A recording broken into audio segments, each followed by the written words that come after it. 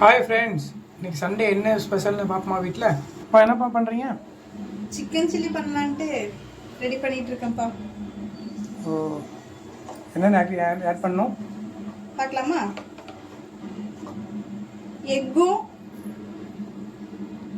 இஞ்சி பூண்டு பேஸ்ட்டும் போட்டு நல்லா அடித்து வச்சுருக்கிறேன்ப்பா. ஓகே. அதுக்கப்புறம் பார்த்தீங்கன்னா வரமிளகாய் தூள் ஒரு 2 டேபிள் ஸ்பூன் போட்டுக்கலாம். இப்போ நம்ம சில்லிக்கு என்ன ஆட் பண்ண போகிறோம்னு பார்த்தீங்கன்னா ஜேபி சில்லி மசாலா. அது சூப்பராக இருக்குது, நல்லா எப்பயுமே நான் இதான், அதனால இது சூப்பராக இருக்கும் சில்லிக்கு. இதை ட்ரை பண்ணி பாருங்கள். இப்போ இதில் நம்ம ஒரு டேபிள் ஸ்பூன் ஆட் பண்ணிக்கலாமா? இதுலேயே உப்பெல்லாம் இருக்கும், ஸோ உப்பு பார்க்கும்போது பார்த்து போட்டுக்கோங்க. இப்போ ஒரு டேபிள் ஸ்பூன் ஆட் பண்ணிக்கலாம்.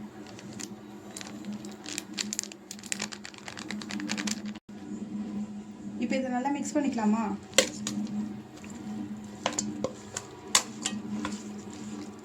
நல்லா மிக்ஸ் பண்ணிவிட்டு நம்ம இஞ்சி பூண்டு பேஸ்ட்டும் எக்கும் போட்டு அரைச்சி வச்சுருக்கோம் இல்லையா, அதை மிக்ஸ் பண்ணிடலாம். இப்போ அதை நல்லா மிக்ஸ் பண்ணி விட்டுடலாம். சுத்தமாக தண்ணியும் ஊற்றக்கூடாதுப்பா, நல்லா தண்ணி ஃபுல்லாக இருக்கிறணும், நல்லா இருக்கும். சிக்கன் சில்லிக்கு தண்ணி ஒரு எனிமிப்பா, தண்ணியே ஆட் பண்ணக்கூடாது. தண்ணி இல்லாமல் சுத்தமாக வடிகட்டிடணும். தண்ணி ஊற்றினா என்ன ஆகும்? கிரேவி மாதிரி ஆகும். தண்ணி ஊற்றினா நல்லா இருக்காது, சத சதன்னு இருக்கும். மசாலா வந்துட்டு நல்லா பிடிக்காம கிடைக்காது. மசாலா நல்லா பிடிக்காம ஒரு மாதிரி ஒயிட்டிஷாக இருக்கும். இந்த மாதிரி நல்லா கிரேவி, நல்லா தண்ணி ஊற்றாமல் எக்கு, வரமிளகாத்தூள், சில்லி பவுட்ரு, இஞ்சி பூண்டு பேஸ்ட்டு வேறு எதுவுமே நம்ம போட மாட்டோம். நான் சில்லி பொரிச்சதுக்கப்புறம் காட்டுற பாருங்கள், நேச்சுரலான கலர் வரும். வேறு எந்த நம்ம எக்ஸ்ட்ரா ஃபுட் கலருமே ஆட் பண்ணுறதில்ல, இது மட்டும்தான் நம்ம போடணும். இது எவ்வளோ நேரம் இது பண்ணணும், ஊற வைக்கணும்? ஒரு 1/2 அன் ஹவர் ஊற வச்சு எடுத்தோம்னா நல்லாயிருக்கும். சரி, சாப்பிட்றதுக்கு நல்லா டேஸ்ட்டாக இருக்கும். 1/2 அன் ஹவருக்கு அப்புறம் பார்ப்போமா? லைட்டாக சால்ட் ஆட் பண்ணிக்கலாமா? ஒரு 1/2 டீஸ்பூன் உப்பு சேர்த்துக்கலாம். ஏன்னா அந்த மசாலே உப்பு இருக்கும், ஸோ அதனால் நம்ம உப்பு கம்மியாக சேர்த்துக்கலாம். போட்டு நல்லா மிக்ஸ் பண்ணிட்டுக்கலாம் காய்ஸ்.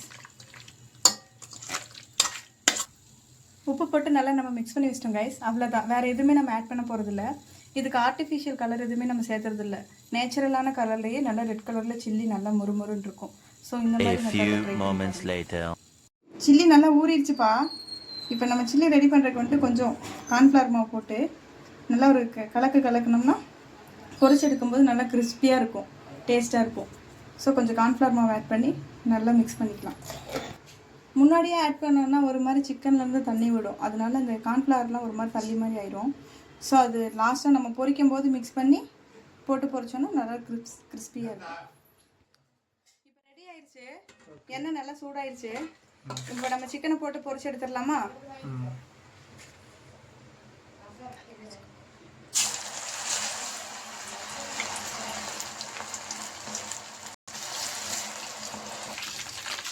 சிக்கன் இப்போ நல்லா வெந்துருச்சுப்பா. நான் சொன்னேன்னா இல்லையா, ஆர்டிஃபிஷியல் கலர் சேர்க்காமலே நார்மலாகவே நம்ம மிளகாத்தூளே கலர் நல்லா கிடைக்கும்னு. எப்படி இருக்குது சிக்கன்? கடையில் பொரிக்கிற மாதிரியே இருக்கா? ஓகே, இப்போ சிக்கன் ரெடி ஆயிடுச்சு, நம்ம எடுத்துடலாமா?